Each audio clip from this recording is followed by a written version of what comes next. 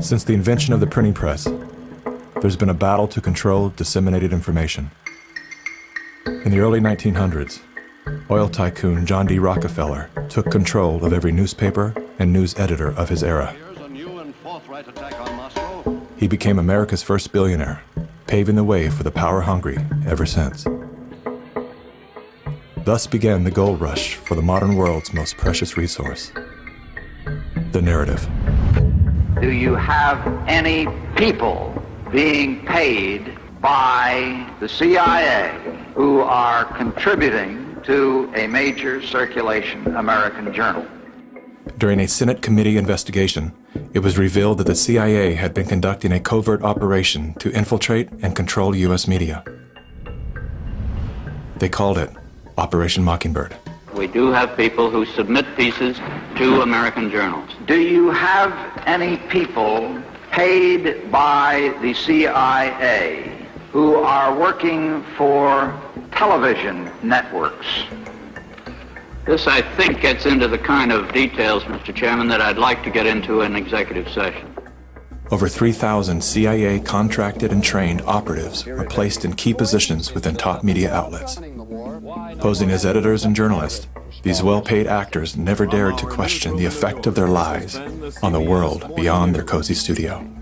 How often does the CIA manipulate the media in this way? It goes beyond your wildest imagination.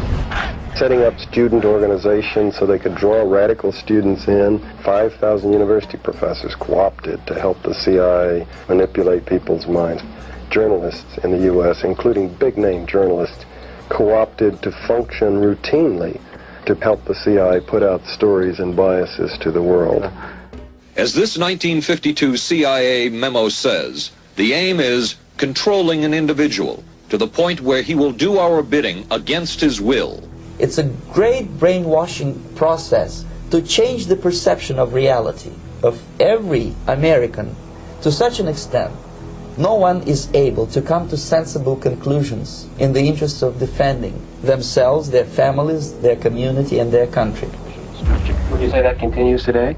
Well, I would think probably for a reporter it would continue today, but because of all of the revelations, I think you've got to be much more careful about it. So how do we know that Operation Mockingbird still isn't in effect? Well, we don't.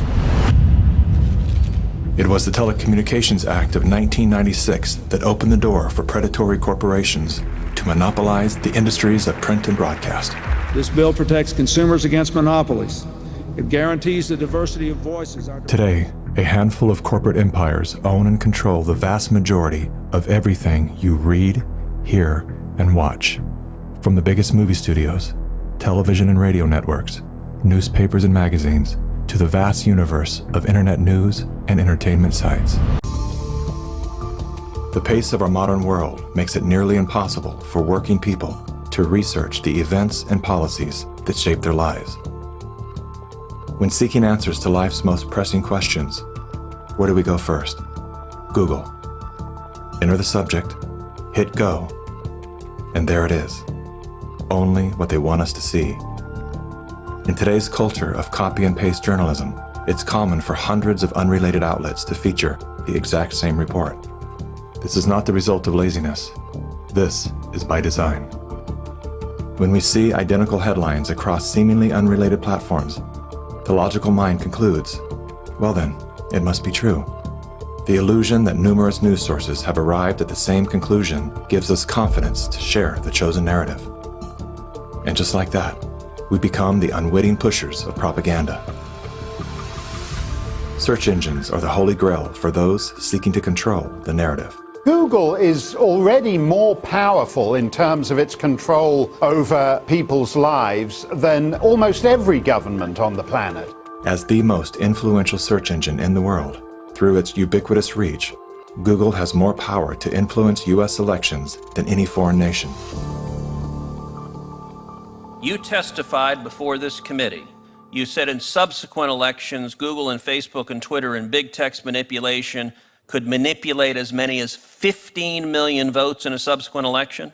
And the methods that they're using are invisible, they're subliminal, they're more powerful than most any effects I've ever seen in the behavioral sciences, and I've been in the behavioral sciences for almost 40 years. The blacklists is something that Google said didn't exist, and they testified that under oath. And nothing but the truth, so help you God. I do. Now, me as an engineer, I just did a search on Google's internal search engine, and guess what I found? It had blacklisted search terms like cancer cures. Why is Google deciding what people can and cannot search for? What was once an efficient tool for navigating the world of information is now a network for global surveillance, data collection, and social engineering. Now let's take a look at a few of the most commonly used fact-checkers, beginning with Snopes. The husband and wife duo of David and Barbara Mickelson founded Snopes.com in 1995. They have no journalism background or training whatsoever. They built their fact-checking empire by using Google as their primary verifying source. The Mickelsons divorced in 2015. Barbara sued David for embezzling money that he allegedly spent on prostitutes, as well as a lavish honeymoon with his new wife, who worked as an escort in Las Vegas before joining the Snopes cast of characters. In 2017, David Mickelson's new business partners filed a lawsuit accusing Mickelson of multiple counts of fraud and embezzlement. Snopes proclaims to be the internet's go-to source for discerning what is true and what is total nonsense. Facebook's fact-checking arm, PolitiFact, is owned by the Poynter Institute, which has received substantial funding from big pharma allies such as Google and the Bill and Melinda Gates Foundation. Like Snopes, PolitiFact has a history of misleading the public. Wikipedia is the go-to destination for introductions to people, places, and things. Even the all-knowing Amazon Alexa calls on this digital encyclopedia. Wikipedia is supported by the Wikimedia Foundation, a non-profit parent organization with a long history of politically tied funders. Many named, many anonymous. What exactly does a Wikipedia donor receive in exchange for their generosity? What began as an unbiased open-source platform is now weaponized to undermine the work and reputation of anyone deemed a threat to its stakeholders. And once they smear you, they lock you out for making corrections to your own bio. In summary, most independent fact-checkers are neither independent nor factual.